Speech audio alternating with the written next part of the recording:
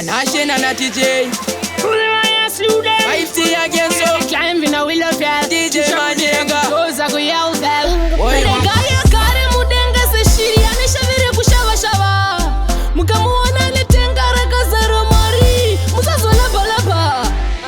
Musarwatiwe naye. Ayiwasi anai naye. Vano vengare gava kware. Rasnik 50 again. Bakudiwa moyo we beki. Moyo we gwalangwa. Moyo we kungwava ngwava. Bakudiwa moyo we beki. Moyo we gwalanga. Moyo we kungwava ngwava.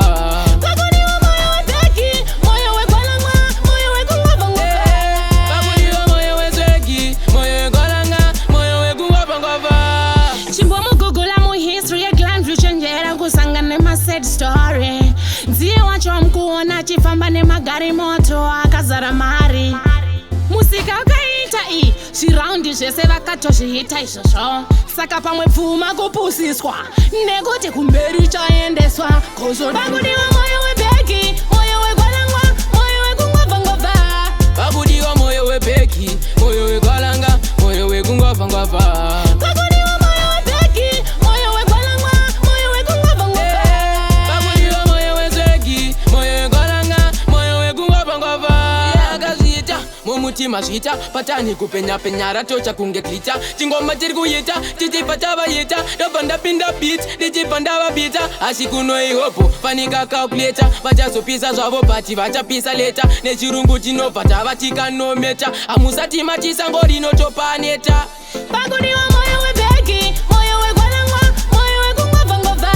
Bakudiwa moyo we beki. Moyo we gwalanga. Moyo we kungwava ngwava. Bakudiwa moyo webeki, moyo wegwalangwa, moyo wekungwabva ngwabva. Bakudiwa moyo we zweki. Moyo we gwalanga. Moyo we kungwava ngwava. Regaya kare mudenga se shiri anishavire kushava. Mukamuona netenga rakazaro mari. Muzazo laba. Musarwatiwe naye. Ayiwasi anai naye. Vano vengare gava kware. Rasnik 50 again. Bakudiwa moyo webeki, moyo wegwalangwa, moyo wekungwabva ngwabva. Bakudiwa moyo we beki. Moyo we gwalanga. Moyo we kungwava ngwava.